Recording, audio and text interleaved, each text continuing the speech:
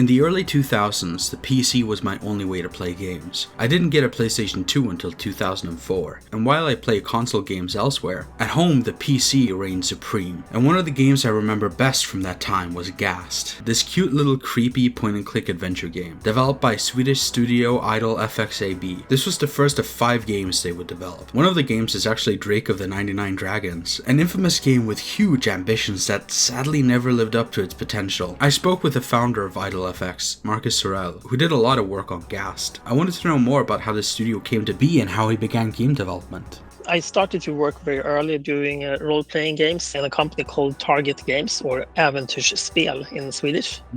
So they did games called Drakar och Demoner and Mutant and some other games. I started to know a lot of people there. They came to realize that they wanted to make computer games at the turn of the millennium. So, well, we started the studio and brought a few programmers. It was me, Johan Sjöberg, Stefan Ljungqvist, and the programmers was Anders Åkerfeldt and Andreas Torsén. Made a few concepts that we wanted to do, and Gast was one of the concepts that we had. We pitched it to Electronic Arts. So that was really fun to sign the first game for the studio. Later, it was Panvision that was a publisher for the game. So making a scary game for children, it was quite new. It was hard to balance it. We did a lot of play testing on children. And it's really interesting, really hard to get children to say anything about the game because they're just waiting for the ice cream, you know. Some children running out from the test room crying. So, and it was like, okay, how can we balance this thing?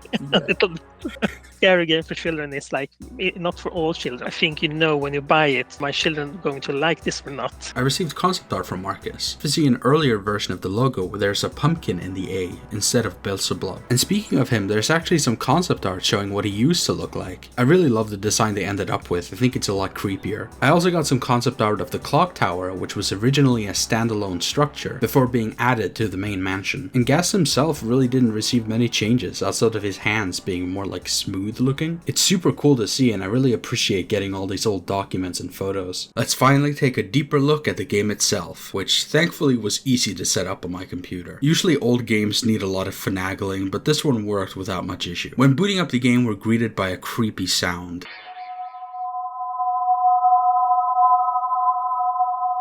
Details like that are just so charming, I dig it. Then we get our very ambient main menu. The music is genuinely scary. I love how weird all the different noises are. It feels threatening. I know for a fact that as a kid, I wanted to click the new game button as fast as I could because the screen spooked me. The game was dubbed into several languages, but I'll be showing off the English version here. Starting a new game, we get an intro cutscene explaining the amusement park.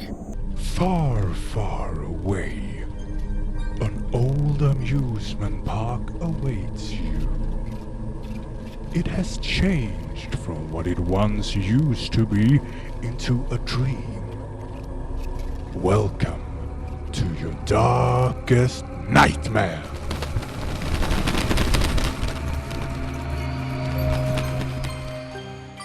On the crest of a hill stands an old haunted house and a magical clock tower. The clock's enchanted machinery is the heart that pumps laughter into the amusement park.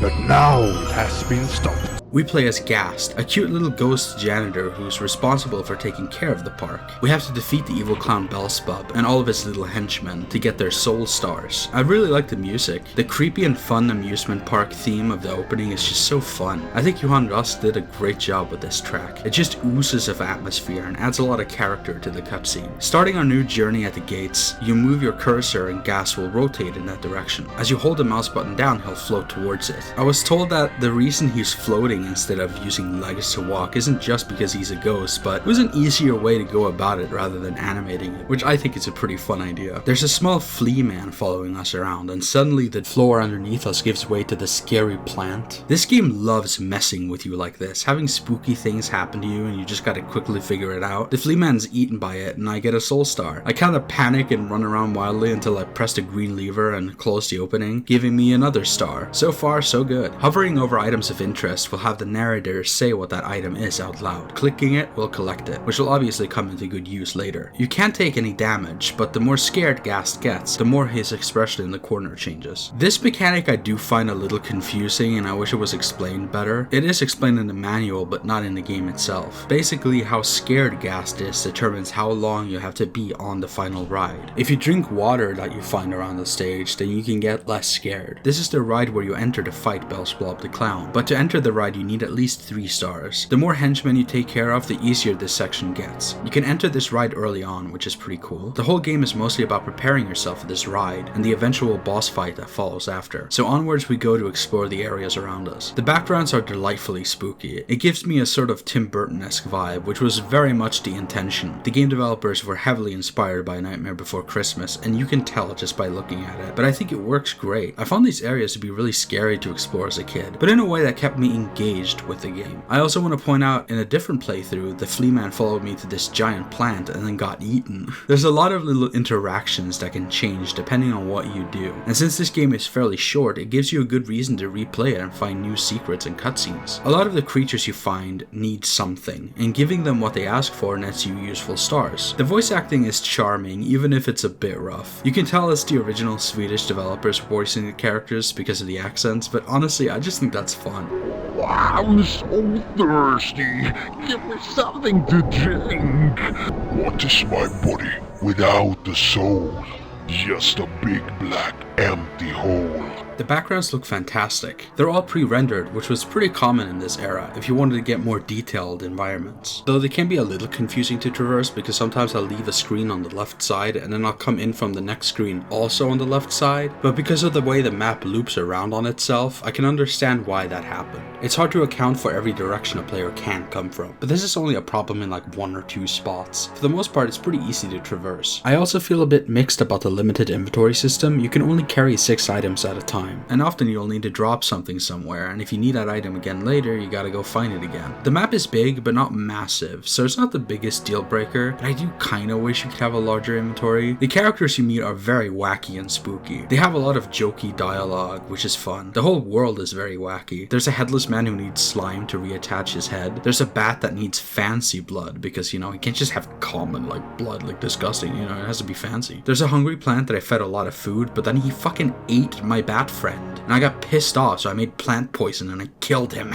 You can do a lot of weird stuff. There's a lot of solutions to puzzles, and technically all the puzzles are optional. You can have a lot of different playthroughs of the game because of it. A run takes maybe an hour, but I would play this game over and over as a kid, especially since I always had a hard time beating it. But I really do enjoy the puzzles, and the game just has such a vibe to it, and it's always a fun surprise when you do get an unexpected solution to a puzzle. A quick spoiler warning before the end, just in case I've made you interested enough for you to try it yourself. Once you decide you're ready to take on the boss, you place the stars to take the ride to the end. Again, how scared Gast has gotten throughout the game will change how long this section is. Also, the more henchmen you take care of, the less you need to dodge during this section. You click to the left or the right of the cart to lean it in that direction. Every time you get hit, you lose a star. This section is a little awkward and would probably take most, if not all, players off guard. I still think it works relatively well though. It's just that there hasn't been anything like it in the game so far, so it is a little bit awkward because it isn't explained super well, but I don't know, there is an air of mystery to this section I still think worked well when I was a kid. Getting to the end, you get 2 free stars before taking on the final encounter. If you'd taken care of every henchman, you won't need to fight any of them here, but if you didn't, you just chuck a few stars at him to take care of them. Then you're on to the final fight against Belzebub.